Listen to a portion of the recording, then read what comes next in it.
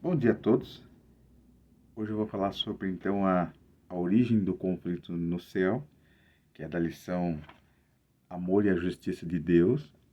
E essa semana estamos falando então do conflito cósmico que envolve o nosso mundo. E especificamente na terça-feira então está falando do conflito que começa no céu. Quando você vai em Gênesis, capítulo 1, capítulo 2 e capítulo 3, principalmente no capítulo 3, que é a queda de Adão e Eva, quando você lê o relato ali, o texto fala que já havia a queda, já havia o mal. E nas lições adiante ali você vai ver que, e você sabe, é um texto muito conhecidíssimo, né? Sobre o conflito. É um tema até conhecidíssimo na nossa igreja e quem estuda a Bíblia sabe disso.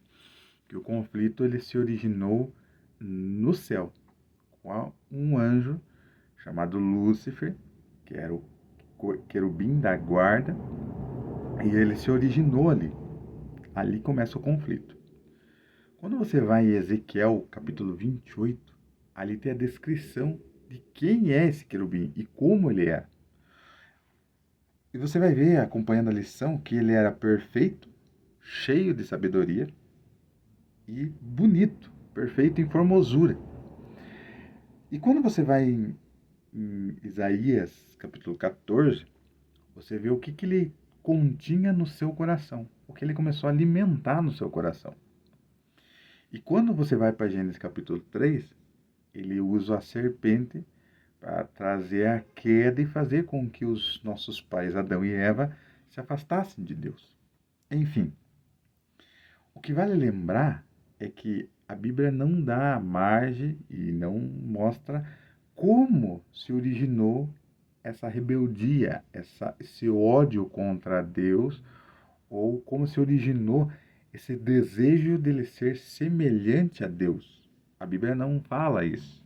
A Bíblia simplesmente diz que ele começou a fazer multiplicação do seu comércio, que ele começou a olhar a sua formosura e que ao momento ele começou a persuadir, convencer a terça parte do céu que também aceitou as ideias, as ideologias que ele trazia e causou a rebelião no céu. Então, mas a Bíblia não mostra como. Por que vale lembrar isso? E é uma advertência para nós. Porque nós precisamos sempre pensar que Deus não foi responsável pelo mal. Vale a pena sempre lembrar isso. Que Deus não criou Lúcifer do jeito que ele é agora. Ele era um ser perfeito. Ele era o querubim. Fazia parte dos anjos. E os anjos não tinham pecado. Mas ao tempo decorrido, ele acabou então se rebelando contra Deus. Quando você vai em Isaías 14, você vê que ele começou a alimentar no coração por causa da sua formosura. E o texto ainda fala assim: eu subirei ao céu acima das estrelas de Deus, exaltarei o meu trono e no monte da congregação me assentarei, e nas extremidades do norte. Subirei acima das mais altas nuvens e serei semelhante ao Altíssimo. Então significa que ele começou a alimentar no coração. Mas Deus não foi responsável por isso. Então a Bíblia não fala como aconteceu isso. Diferente de nós já temos a carga do pecado. Então, se nós desenvolvemos um orgulho a mais, uma soberba a mais, um egoísmo a mais, nós já sabemos que a raiz do pecado a raiz da cobiça, do orgulho, é o pecado. Mas no caso dele, não. No caso dele, ele era perfeito. Certo? E ele então traz essa rebeldia para a terra e acaba então trazendo a queda para Adão e Eva. Nós precisamos também entender que o que deveria tê-lo levado a glorificar a Deus, havia lhe dado a beleza. Contudo, ele se achou de orgulho. Pior ainda, ele decidiu ocupar o lugar de Deus e levantar calúnias contra o Deus, contra ele, contra Deus. Você vai ver ao longo de toda a história, você nunca vai ver declaradamente qual foi a grande rebelião, o que ele levantou contra Deus. Você não vai ver declarado isso em alguns textos da Bíblia. Mas você vai ver algumas vezes intrínseco, e muitas vezes, se você estudar a Bíblia de uma forma mais profunda, você vai ver que o que estava em jogo é o caráter de Deus, o amor de Deus. Então você não vai ver, não vai ter textos mostrando o que, qual é a linha de rebeldia que Satanás trouxe. Mas ao longo dos textos você vai ver, vai perceber que o que estava em jogo e até hoje o que está em jogo nesse conflito cósmico é o caráter de Deus, o amor de Deus. Bom, tem muitas coisas que a gente podia dizer também, a gente podia dizer assim, traduzido, né, o termo lá que está em Ezequiel 28, que fala que ele fez multiplicação do seu comércio.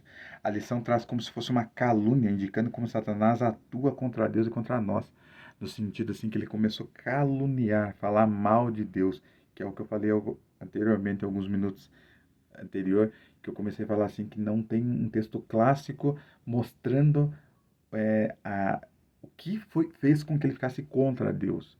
Mas o que está em jogo nesse conflito cósmico é o caráter. Então ele começou a caluniar Deus. Também vale a pena ressaltar que nós podemos ser persuadidos de Satanás. Imagina como esse ser tem um poder de convencimento, de persuasão tão grande e fazer com que a terça parte dos anjos também aceite as ideias dele. Veja, os anjos, eles viviam ao lado de Deus, sabiam como era Deus, via a atuação de Deus e de Jesus, ou da Trindade, como você queira entender, e eles foram persuadidos, convencidos por Satanás que Deus não era amor.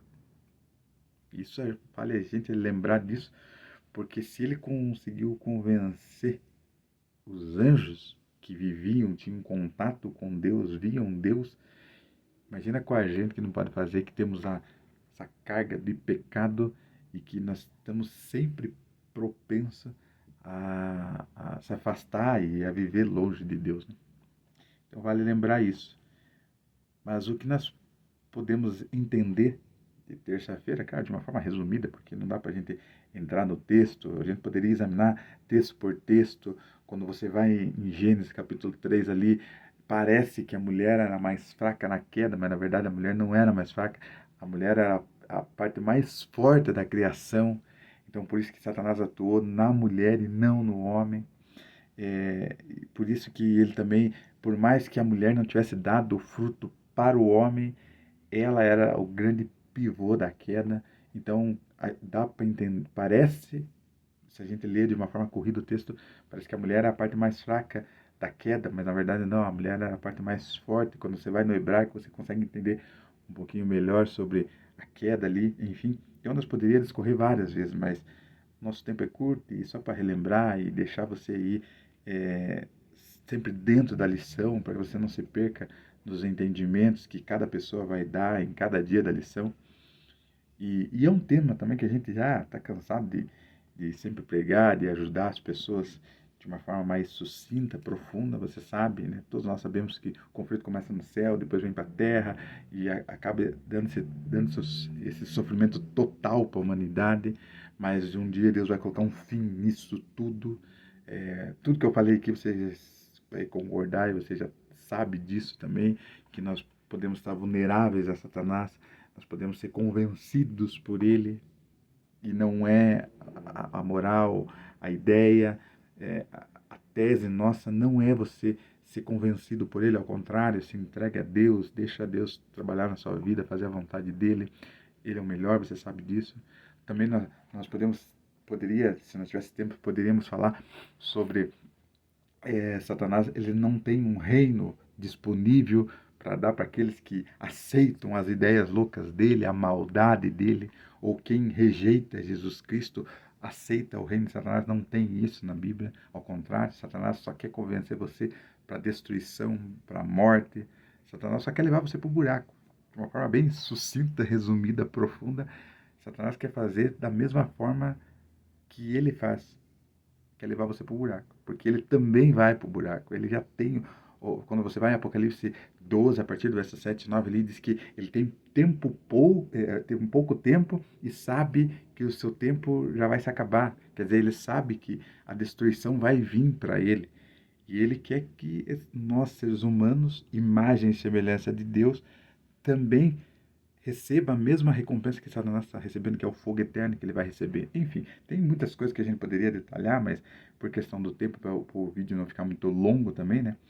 Enfim, eu fiz mais o vídeo para que você pudesse mais estar junto aqui, né, no estudo da lição, para que você pudesse estar mais perto ali, para gente entendermos mais sobre a lição. Enfim, mas que você possa ter entendido um pouco mais sobre a lição, de forma sucinta, rápida, não muito comprido, para que não seja o vídeo muito mais cansativo para você que está acompanhando aí durante toda a semana o tema da lição, o conflito cósmico, que é praticamente a quebra da lei de Deus, que Satanás começa no céu.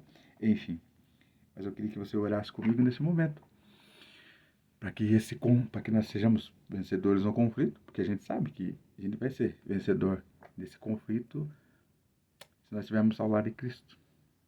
Se nós estivermos ao lado sempre de Cristo, a gente vai estar sempre vencedor. Romanos 8,37 fala sobre isso. Nós somos mais que vencedor por meio do amor que tem Cristo por nós. Então, nós vamos ser vencedor nesse conflito por causa de Cristo.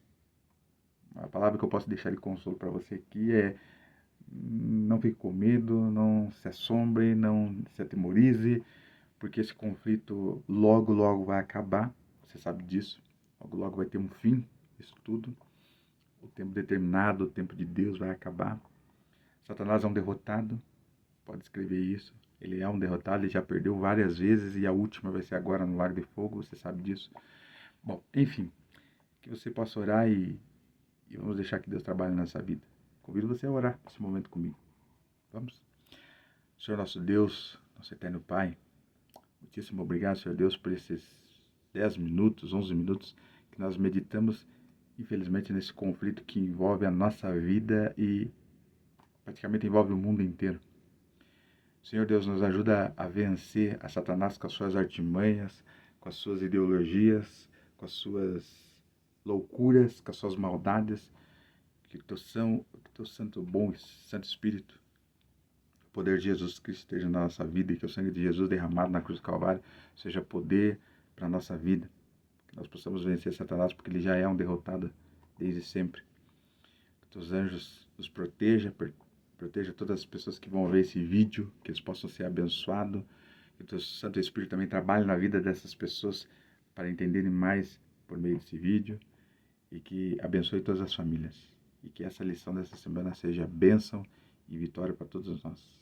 Entregamos a nossa vida nas tuas mãos. Em nome de Jesus. Amém. Deus abençoe você, meu irmão.